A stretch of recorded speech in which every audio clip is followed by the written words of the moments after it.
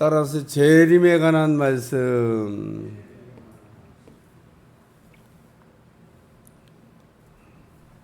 무화과나무에 관한 말씀, 또 성전이 무너질 거에 관한 말씀. 성전이 무너질 거에 관한 말씀은 이미 이루어졌습니다. 우리는 성전이 무너지는 것을 봤기 때문에, 그러니까 후 70년경 전에는 사람들이 아마 몰랐을 겁니다. 왜냐하면 성전이 아직 안 무너졌으니까. 그런데 그 주 70년경에 성전은 무너졌기 때문에 거기까지는 뭐 우리가 뭐 부정할 수 없이 확실하게 아는 거고, 그 다음에는 이제 재림인데, 우리가 그런 내용들을 잘 모르고 읽으면 재림이 성전 무너지면서 그때 일어났나 이런 생각을 합니다. 오늘 여기 말씀에도 재림에 관한 말씀입니다. 재림. 너희는 스스로 조심하라. 그렇지 않으면 방탕함과 술 취함과 생활의 염려로 마음이 둔하여지고 뜻밖의 그날이 덕같이 너희에게 임하리라. 그래서 재림은 어떻게 이루어지냐? 첫째, 도적같이 일어나. 도적같이. 도둑놈이 오는 거를 아무도 모르고 도둑을 맞듯이, 야, 참 도둑놈 보면 정말 소리 없이 왔다가 소리 없이 사라져요. 도둑놈은 오는 줄도 몰라요. 그러니까 이 도둑놈이 오는 것을 비유해서 우리 주님이 재림한다. 도둑놈이 언제 올 거를 알면은 다 도둑놈이 오지 못하도록 막겠죠. 나는 이 세상에 존재하는 도둑놈이 몇 날 몇 시에 당신 집을 털러 가겠습니다. 이렇게 소식 보내고 털러 가는 도둑은 본 일이 없습니다. 있지도 않습니다. 우리 주님이 재림에 관하여 말씀하면서 재림이 도적같이 올 수 있다고. 오늘 여기 표현도 그날이 덫과 같이 너희에게 임하리라. 한마디로 표현하면 도적같이 온다. 그런 얘기입니다. 그래서 마태복음 24장에 보면 뭐 노아의 때, 이게 노아의 때도 보면 사람들이 시집가고 장가가고 뭐 언제 뭐 그런 심판이 있겠냐. 그러니까 심판이 오고 있는데 아무도 그 대비하는 사람이 없습니다. 노아만 방주를 만들어라. 그러니까 열심히 방주를 이렇게 잘 만들었죠. 방주를 만약에 만드는데 좀 이렇게 대충 만들었으면 어떻게 될까? 그 물 빠져 죽는 겁니다. 아유, 뭐 역성치라는데 진짜 귀찮아. 뭐 그냥 대충. 역청을 안팎으로 바르라고 하는데 방수하라는 얘기거든요. 물이 새 들어오지 않도록. 산 꼭대기에 배를 만든 것도 기이한 일인데, 그 말에 참 순종한 것도 참 특이한 일인데, 배를 또 만들고 역청을 그냥 안팎으로 바르라고 해서, 저는 그 노아의 방주 역청 바르라는 얘기에, 야, 오늘 우리의 신앙에 세상 물결이 이렇게 타고 들어오면 답이 없습니다. 그럼 물 빠져 죽어요. 여기 보니까 방탕함과 술 취함과 생활의 염려로, 이게 다 세상 물결인데, 오늘 우리의 신앙생활에 세상 물결이 쓱 하고 타고 들어오면 오늘 우리는 섞이지 말아야 됩니다. 그러니까 섞이면 하나님이 별로 안 기뻐하셔. 오리가 물에 빠져 죽었다는 얘기는 한 번도 들은 일이 없습니다. 아, 그놈은 어떻게 물속에서 노는 걸 그렇게 좋아하는지. 탕. 근데 아예 안 빠져요. 왜 안 빠는지 아시죠? 육지에 있을 때 부지런히 그 날개에다가 기름을 발라서 그 방수 처리를 잘하는 겁니다. 그래서 물에 탁 내려가면 방수가 잘 된 오리는 절대 무리를 둥둥둥둥 떠다녀도 물에 빠지는 법이 없습니다. 그게 방수 처리가 잘 돼서 물에 안 빠지는 거죠. 만약에 물속에 풍 들어갔는데 그 날개에 물이 젖었다. 그러면 이제 물 빠져 죽은 오리가 때로 나타났다고 보도가 날 텐데, 저는 태어난 이후 지금까지 오리떼가 물에서 그냥 전멸했다는 보도를 들어본 일이 없습니다. 그러니까 오늘 우리는 세상에 살면서도, 세상에 발을 딛고 살면서도 좀 세상과는 조금 상관이 없는 듯한, 세상과는 좀 구별된, 그렇게 여러분이 사셔야 됩니다. 두 번째는 좀 꼭 기억해야 될 말씀이 아닌가. 왜냐하면 이건 예수님이 하신 말씀인데, 이 날은 그러면서 온 지구상에 거하는 모든 사람에게 이 말이라. 재림의 날은 부분적이 아니라는 겁니다. 어떤 나라에는 예수님 재림을 이렇게 뭐 봤다고도 그러고 태어났다고 그러고 뭐 왔다고도 그러는데, 다른 나라는 다 조용해. 그러면 뻥인 겁니다. 우리 주님의 재림은 시작되면 순식간에 끝날 일이기 때문에, 번개가 치는 것 같이 이루어진다 그랬기 때문에, 이미 나팔 소리 들리고 이미 시작되면 끝난 겁니다. 시간이 별로 없어요. 그러니까 이미 그 전에 다 잘 이렇게 준비되어 있어야지. 나팔 소리에 함께 우리 좀 오신다. 나팔 소리 나면 끝난 겁니다. 빰빠밤 소리가 들리면 벌써 다 끝났네. 도적같이. 그리고 그 주님의 재림은 어떤 특정한 나라의 특정한 장소에서만 이루어지는 사건이 아니라는 겁니다. 여기요. 온 지구상에 거하는 모든 사람에게 이 말이라. 그래서 온 지구상에 있는 사람이 동시에, 요즘은 캄보디아 아이들도 핸드폰을 들고 있다고 하더라고. 야, 전 세계가 하나가 된 것 같아요. 그러니까 성광교회 설교하는 거를 전 세계 사람들이 보려고만 하면 아프리카서도 듣습니다. 캄보디아도 듣고. 전 세계가 어디가 지금 뭐 안 보고 있는 데가 없어요. 야, 대단한 시대를 지금 우리가 살고 있는데, 주님의 재림은 지구상에 거하는 모든 사람이 보는 가운데 임한다는 겁니다. 꼭 기억해야 될 말씀이에요. 이런 말씀 한 절만 기억하고 있어도 뭐 탈선도 안 하고 뭐 미혹되지도 않고 평생 흔들리지 않을 텐데, 어쩌면 그렇게 뭐 대단한 거 가르친다고 사기치는 사람에게 속아 넘어가가지고 인생에 참 곁길로 가는지. 속이는 사람은 기가 막히게 속입니다. 그래서 속잖아요. 그러면은 속은 사람의 특징이 있습니다. 제가 가르쳐 드릴게요. 속은 사람의 특징이 있습니다. 되게 잘난 척해요.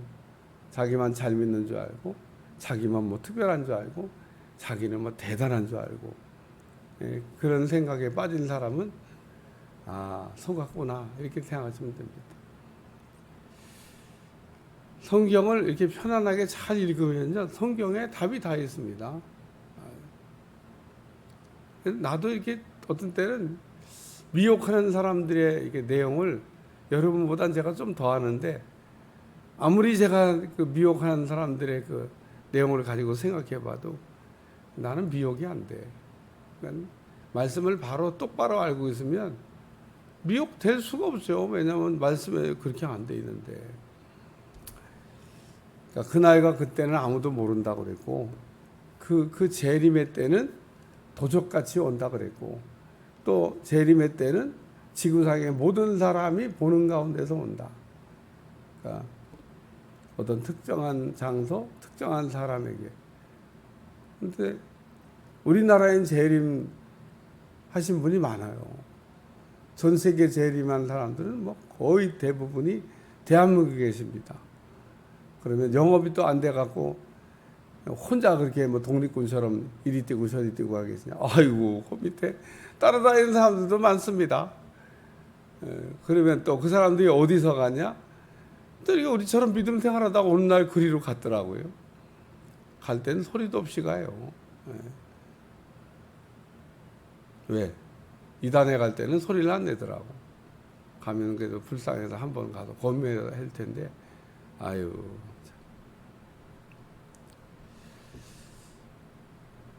세 번째 말씀은 맨 끝에 있는 깨어 있으라.